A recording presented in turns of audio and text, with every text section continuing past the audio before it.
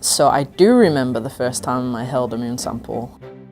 It was in a course at undergraduate level. I remember being in school and a scientist came and gave a talk, and he actually brought a lunar meteorite. And at this point he put what we call a thin section, so we could look down the microscope at them.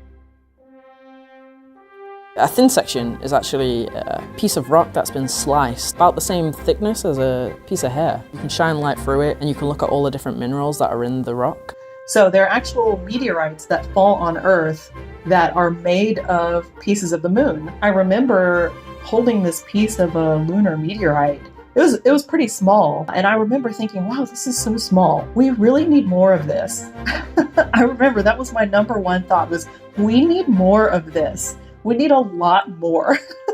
I went home and I think I rang every single person I knew. I definitely told my family a million times. I don't think they were sick of me, but like they were definitely go away and tell us something different now. But no, they weren't. They were over the moon as me. Pun intended. Yeah.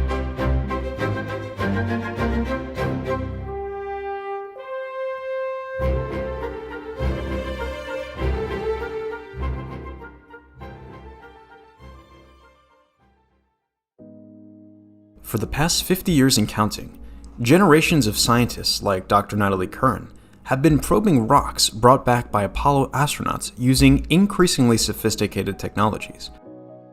We've learned that our moon is so closely related to Earth that the two must have formed from some of the same material.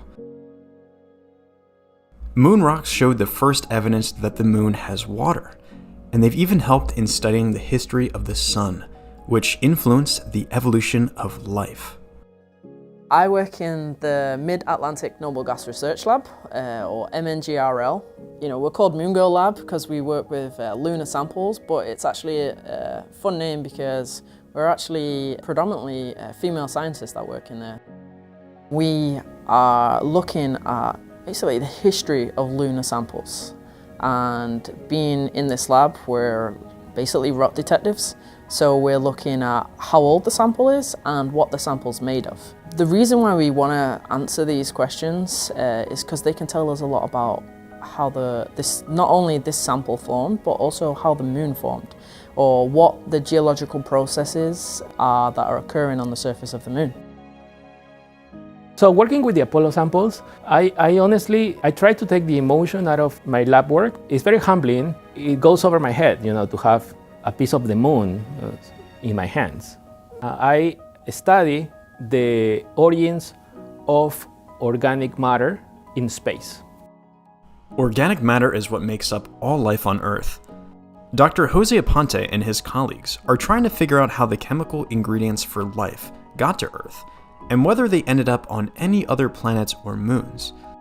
Although there was never life on the moon, it's an important place to study as a record of the events, such as asteroid collisions, that shaped the solar system. Rocks on the moon are better preserved and far older than any rocks we found on Earth. My job is integrating science into human spaceflight. So how will we do science on the surface of other planets with astronauts? We like to say that the moon is a witness plate for the solar system, and it's really true. When you look at our planet here on Earth, you see, things that we all really like a lot, like vegetation and the oceans and, cities where people live. But all of these things combined with the fact that our planet is actually very active. Just look at plate tectonics, which creates new crust, which destroys old crust. It's, again, what drives our planet and the evolution of our planet. These are all things that we're very appreciative of and see every day, but they're things that actually obscure the geologic record. When you go to the surface of the moon, however, you have 4+ billion years of history preserved on the surface of the moon. By looking at one rock, you can learn a lot, just by using your own two eyes to interrogate a rock and make descriptions about it. You can learn something about how that rock got there, how the landscape around you got there, and you can start to really make broad interpretations about the area around you just by looking at literally one rock. Then imagine taking that rock back to a lab, which you can use these really high resolution lab techniques that we have to peer inside the rock, get a look at what you can't see with the naked eye, start to understand just how old that rock is, how long it's been sitting there on the surface. So it's really exciting to think that this some small little sample can tell us a lot about different processes that are not just going on from the local region where the sample was picked up, but actually from the whole of the moon as well. By studying just one rock, you can learn about potentially billions of years of solar system history.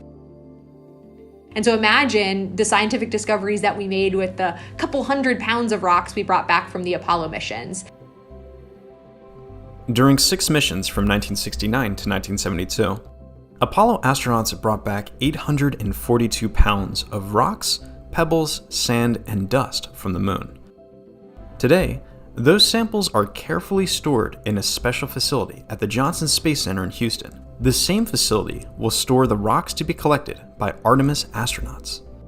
So I work in what's called the Astromaterials Acquisition and Curation Office. We just call it the Curation Office for short. So all of the Apollo moon rocks, meteorites, all of our sample return missions from asteroids, from comets, all of those samples come here to Houston, and it's our office's job to take care of those samples and make sure that they're available to the scientific community to study. The Apollo astronauts all landed near the moon's equator. Samples from there have been instrumental to science. But scientists want to explore other locations on the moon. Otherwise, it would be like landing in the Arizona desert on Earth, and assuming that the conditions discovered there reflect those found on the entire planet. Compared with Apollo, Artemis astronauts will carry out a very different mission in a drastically different environment. They will venture to the South Pole, a region that has water ice and could be rich in other resources. The South Pole is a land of extremes. Temperatures there can reach negative 400 degrees Fahrenheit. I would actually even say curation starts as soon as the mission starts. So one of the things that I'm talking to the EVA engineers about a lot and the astronauts is how to prepare for when they're going to go to the moon. For example, we know that we're going to collect some rocks. What container are we going to put those rocks in? Are we going to put them in a can? Are we going to put them in a bag? And we need to understand that because for some of these samples, they are very sensitive to whether they're exposed to metal or plastic. And those are design decisions that have to be made years before the mission even flies. They've got to be super strict, the astronauts on the surface. But me, I'd be like, I'd be like a kid in a candy store and just want to, I want to take everything. And, you can only go a certain amount of time. I'd probably run out of oxygen, me. I'd be walking and forget.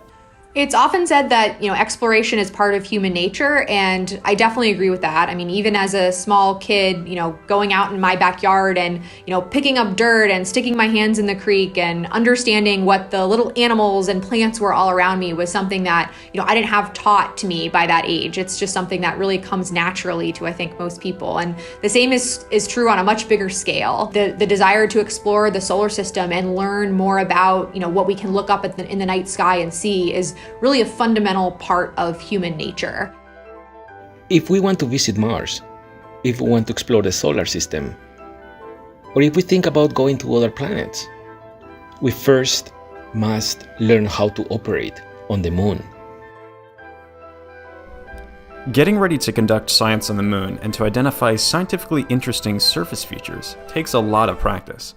On the next NASA Explorers, Space School, how is NASA preparing astronauts to think and act like geologists?